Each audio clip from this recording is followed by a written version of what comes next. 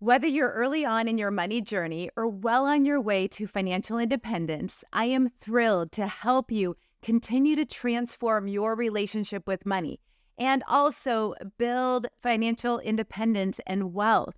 Here's the thing, it meets us where we're at. So as we grow our wealth, you're going to learn new things. And also, your mindset will shift around money.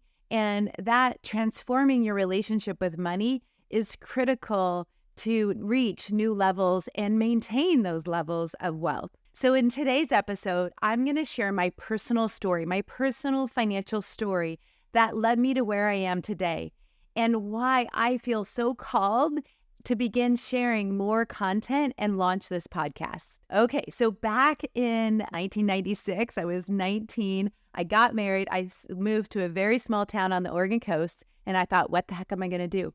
Oh, I'll go to work for the bank. I'll be a bank teller. And I quickly discovered my fascination, my love for personal finance and for investments. If I wasn't on Teller Row, you would find me. Where's Julia? Oh, she's over talking to the financial advisor that worked in our branch. Like I just wanted to ask question after question. And I knew in that moment, I was going to have a career in personal finance and I wanted to help people. And it started with helping myself. And so I got all of my securities licenses before I could legally drink when I was 20. And I went from a bank teller into an investment assistant position at that same bank. I spent 4 years at that bank. I loved learning everything I could about this industry. And I went to the investment manager and I said, all right, I am ready. I want to help people. Because at that point, I was still behind the scenes. And they said, Julia, you're going to be a great advisor. And you can have that position as soon as the current financial advisor leaves, because we live in a small community. There wasn't a lot of opportunity. And if I would have stayed there and waited, it would have been easily 10, maybe even 15 years later that I would have gotten that position. So I left the bank at 23. That was in 2001, and started really with a semi-independent insurance company. Started kind of out on my own. And if I fast forward to 2008, I had reached a fair amount of success. I had my 2 children, and I was actually pregnant with my 3rd. And then the Great Recession hit.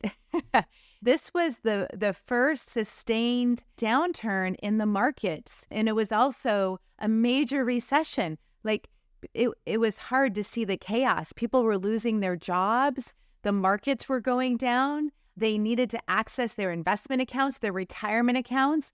And then they had penalties for needing to access this money. It was just one of the hardest things I've had to go through in working with my clients. And what I discovered in that moment is I wasn't equipped. I was, yes, giving them advice, but not from a whole financial picture perspective.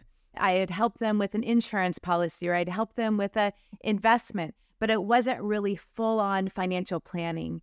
And I knew in that moment I needed to make a change. I needed to move away from a insurance company and move to an independent and start my own firm.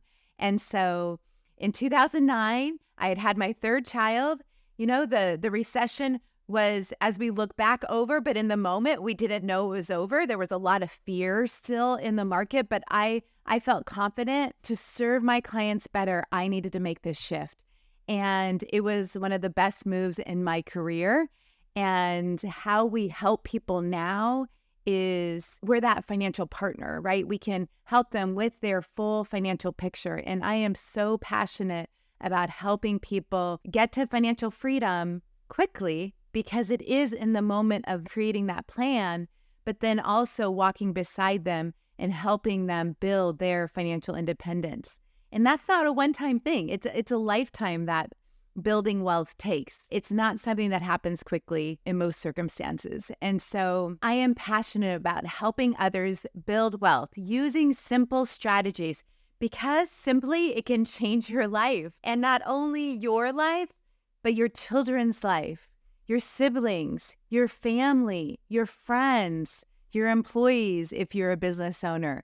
There is so much ripple effect of being responsible with our money, but even more responsible, having a great relationship with money and being joyful, being intentional with your money is the momentous in the sweet spot with our money.